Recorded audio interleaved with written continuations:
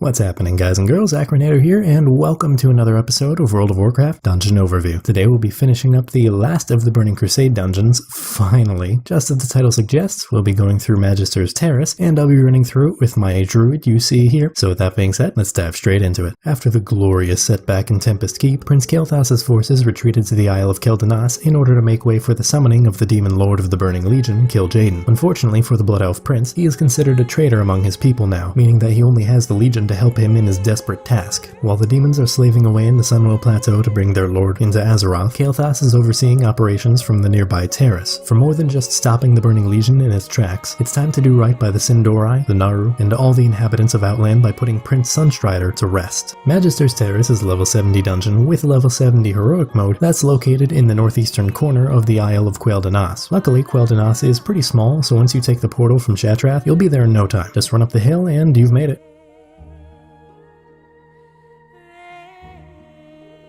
Salen is the captain of Kael'thas' private guard, and as such is immensely loyal to the exiled prince. He's followed him to the unsavory ridges of Netherstorm and back, and will remain true to his master till the bitter end. Since teaming up with the Burning Legion, Salen has taken advantage of the plentiful fel energies present to satiate his desperate hunger for magic. As with all others who indulge in the demonic energies, Salen has begun to change in form. He's sprouted horns reminiscent of Illidan's demon hunters, and his skin has grown red, similar to those of the Fel Horde. Being a seasoned warrior, Salen has managed to keep a stranglehold on his sanity, and has vowed to protect his prince from any and all intruders that dare disturb his mission. And if he gets to feed on the life energies of his fallen foes, all the better. This fight doesn't have too many things to worry about, the main one being that there are fel crystals scattered about the room. Salen will occasionally feast on these crystals until either his mana is refilled or the crystal is destroyed. I would highly recommend killing the crystals before he gets a chance to feed. Wouldn't want him to have free mana, now would you?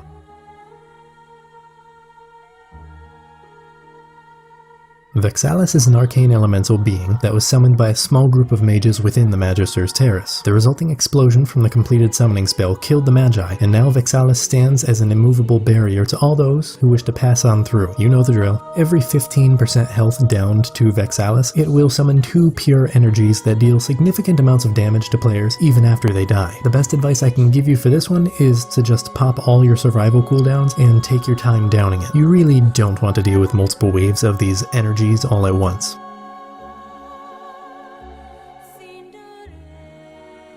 Delisra is a Shavara priestess and a high commander of the demons who serves directly underneath Kil'jaeden. It was Delisra who found and revived Kael'thas after his excruciatingly painful defeat at Tempest Keep. She imbued him with massive amounts of fel energy to ensure that his body remained stable during the healing process, and she has remained by the prince's side just in case. Delisra and her devoted acolytes stand guard to Kael'thas' chambers as one last line of defense against the Shattered Sun Offensive's forces and any adventurers they've enlisted. Delisra will be accompanied by 4 random minions out of a pool of 8. The best course of action here is to single target one ad at a time until only the boss is left. Considering Delisra is a priest and has plenty of healing spells, you aren't going to meet any DPS checks if you try to AoE them down.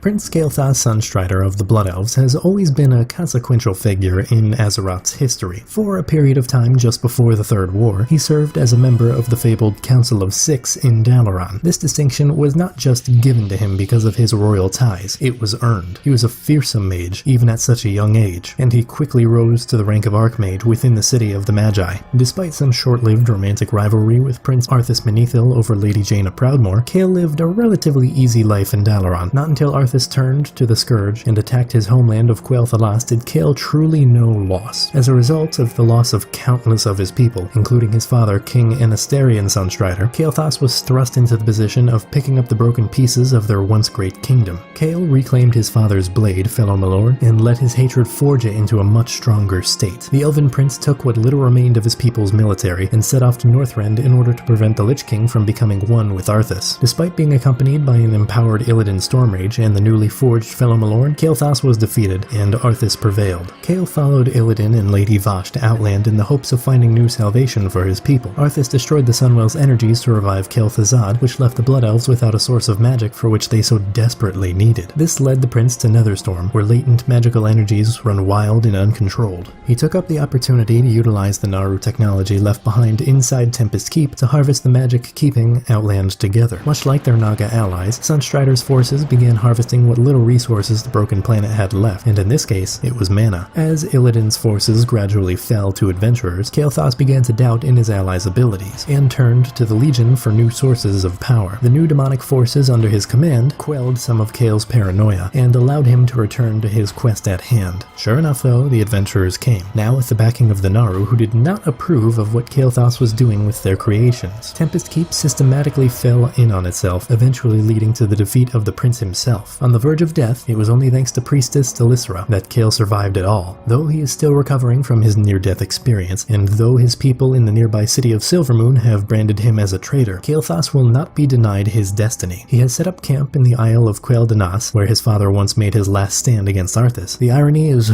oh so sweet. While we still need to stop the actual ritual to summon Kil'jaeden in the Sunwell Plateau, this is just too good of an opportunity to finally make Kael'thas Sunstrider pay for his transgressions. As you hopefully picked up from that ridiculously long lore section, Kael'thas is one of the strongest mages currently alive. As such, he has a plethora of spells to throw at us, and this time without any stupid 10-minute long exposition to sit through. The first thing to note is that Kael'thas likes phoenixes, like a lot, so he summons some during the fight. When defeated, a phoenix egg will spawn, which if not defeated quickly will respawn the phoenix all over again. For those fire mages out there, you'll likely know just how devastating Pyroblast can be. That also means that you can respect the fact that Kael'thas's Pyroblast absolutely needs to be interrupted before he finishes casting. Like, seriously, you'll die really fast. But it's not so simple as interrupting the spell, because of course it's not. Before beginning to cast Pyroblast, Kael'thas will put up a shield for 10,000 damage absorption. The shield also prevents him from being interrupted, so make sure to focus him down and interrupt the spell no matter what. Once you get the boss down to 50% health, he'll throw players into the air, allowing them to fly, and damage them consistently until the fight is over. Luckily, Kael is stunned after 30 seconds of turning the gravity off, so you'll have some time to bash his face in without having to worry about immediate repercussions. The last thing to note is that while flying, Kael'thas will summon 3 giant arcane orbs that chase after players randomly. Just don't let them hit you and you won't have to worry about the damage they deal. Well, I hope you all enjoyed this episode, and if you did, feel free to give it a thumbs up. If you want to see more like it, maybe even subscribe. I'd really appreciate it. Links for my social media and whatnot are in the description below. And as for the comment question, what's your favorite Burning Crusade dungeon? I know I've ragged on Burning Crusade nonstop throughout this section of the series, but I actually did enjoy a few of these instances. My favorite probably has to be Magister's Terrace, just because it has some actually unique mechanics and a ton of lore behind it. Anyways, that's all the time I've got for today, so until next time, don't die.